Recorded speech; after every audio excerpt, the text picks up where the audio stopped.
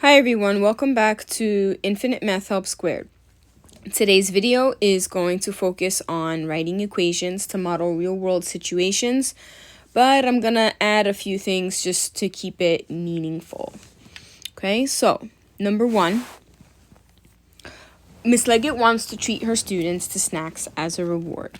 She has only $30 to spend. She knows they love hot chips, so she chooses Takis at $5 per bag and Hot Cheetos for $3 per bag. Write an equation to model the situation. Now, one thing that I'm going to force us to do here is, even though in the real world, even though my budget would be $30, I want to spend exactly $30 here. So I'm going to force us to use an equation instead of an equality. And if you noticed, I gave us a few forms of equations, right? Standard form, slope-intercept form, and direct variation. In this particular case, I hope you notice there are two different items and they have two different rates. Typically, if you have that, you're going to use standard form. So I'll write down our model first. 8x plus by equals c, so that we have our two different rates and a total cost. The first thing that I want you to do before you write your equation is I want you to define your variables. What is the x going to represent? What is the y going to represent? I'm going to use x and y because I want to graph them in Desmos, and Desmos use x's and y's. But in reality, you can use any variables you like as long as you're defining them. So what will x represent? X will represent for me my number of Takis. And these are bags. Y will represent my number of Hot Cheeto bags. Okay, now that it's defined, you can start plugging into your equation. So what is the rate for my Takis? My rate is $5 per bag. So $5 per each bag of Takis. What is the rate for Hot Cheetos? $3 per bag of Hot Cheetos. And the total that remember, it's going to spend exactly $30, not going over or under. So not an inequality.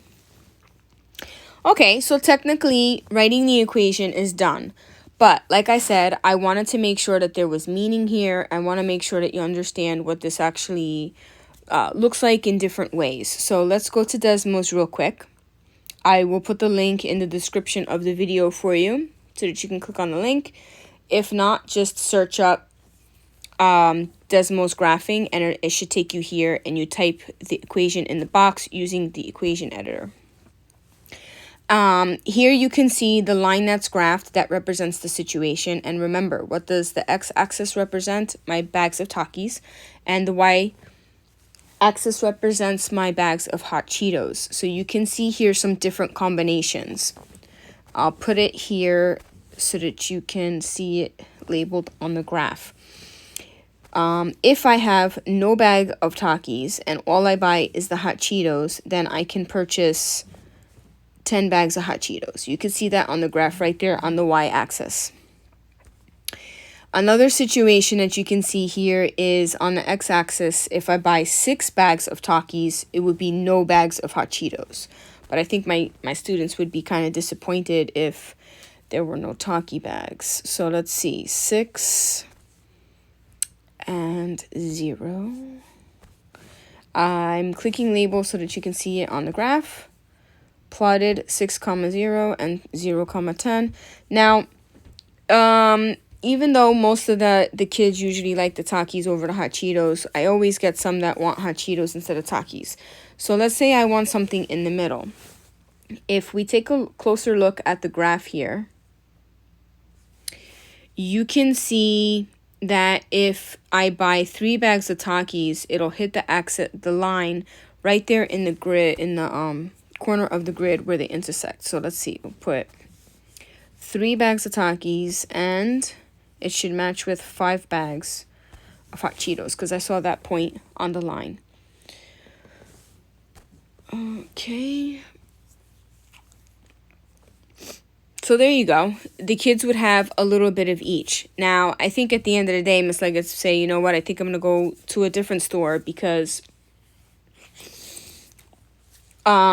even though they both like Takis and hot Cheetos, I think Takis is preferred. So that's that story. All right, let's go to the next one, the last one. Now Miss Leggett wants to invest some streaming equipment so she can be the best math teacher streamer that there ever was. Hint, hint, subscribe, like. The one she really likes is $840. She shops around and notices different buying options. We have store so-and-so, where she can purchase the equipment for no money down and $70 each month, $70. Store blah blah blah, she can purchase the same equipment for $180 down and $60 per month. And finally, there's store yada yada. She can put $200 down and pay $40 per month. Model each payment plan with an equation. Okay.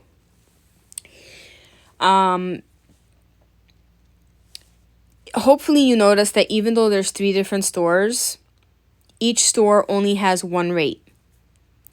Each store has one rate. If you take a look here, we have so-and-so has a rate of $70 per month, blah, blah, blah, $60 each month, and yada, yada, $40 per month. So that's one rate per store.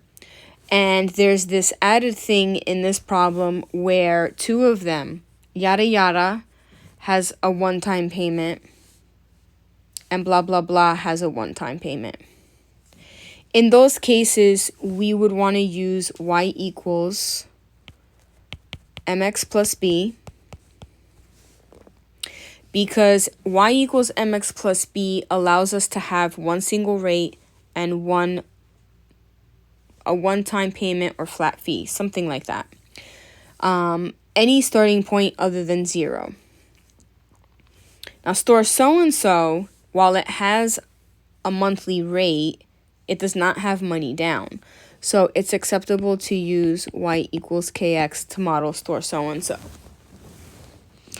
Now, no matter which model I use, we still have to start the same way. We have to define our variables. So let's define x. I would like to define x as the monthly payments, the number of months.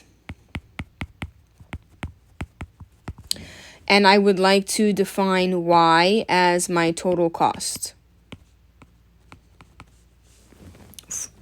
In this case, my total cost is the cost of the equipment, $840. And in real life, usually if there's payment plans, there's finance charges. Let's just pretend, for the sake of the math here and writing the equations, we don't have to worry about any finance charges. Okay, so this means I can start modeling my situations. Let's start with store so-and-so. And my total cost has to be the $840 broken into $70 per month. Okay, done. How about store blah, blah, blah?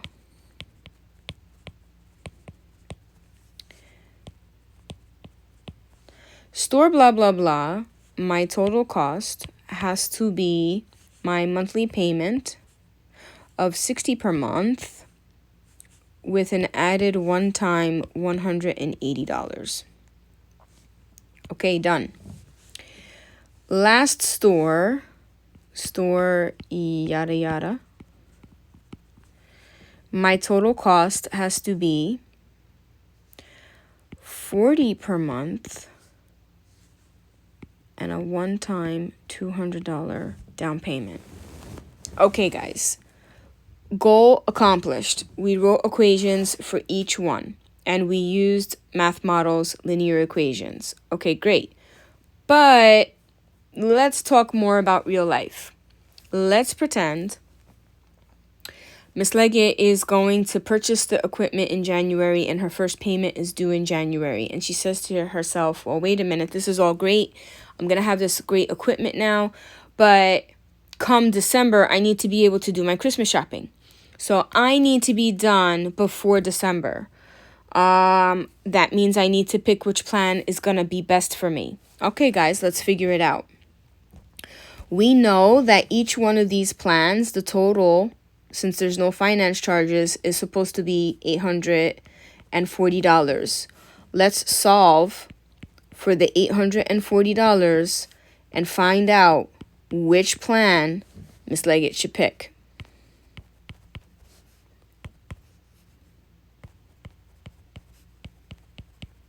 Okay, first one, so-and-so. Very straightforward. All we have to do is divide. So if you're using a calculator, make sure that you start with $840, divide by 70, and tell Miss Leggett what you get. You should get 12, so this plan would take 12 months to pay off, which is close but no cigar, right? That puts me in December, and then I'm spending $70 on this equipment instead of $70 on Christmas shopping. Okay, let's try yada yada. Hopefully yada yada is better. I don't know. Just by looking, I don't know. So this would be after the $200 payment, I would have $640 to finance. So let's divide by 40 this time. All right, guys, work your magic. 640 divided by 40, and wow, 16 months, really? Oof, that's definitely a no-go. All right, let's hope blah blah blah comes in clutch. 840, take away the 180 down payment. What is left to finance, guys? $660. And now let's see how many months I would have to pay the $60. All right. Ding, ding, ding. We got a winner. This one would only be 11 months, which makes me just in time to do my Christmas shopping. It sets me up for success. So that's it for the video, but I would like to challenge you to go into Desmos again and graph each of these equations one at a time. Oh, let's undo that. Okay, one at a time. Graph each equation and make sure that you can find these points on the line that you graphed. For store blah blah blah, you should be able to find the point 11, 840. Because at 11 months, I would have paid the $840.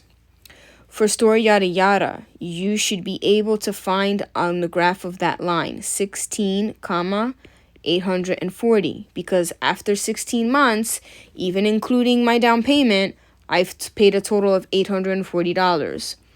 And then last but not least, store so-and-so, second place winner over here, you should be able to find the point 12, 840, which hopefully by doing that gives the problem a little bit more meaning, okay? All right, guys, that's it for this video. Until next time.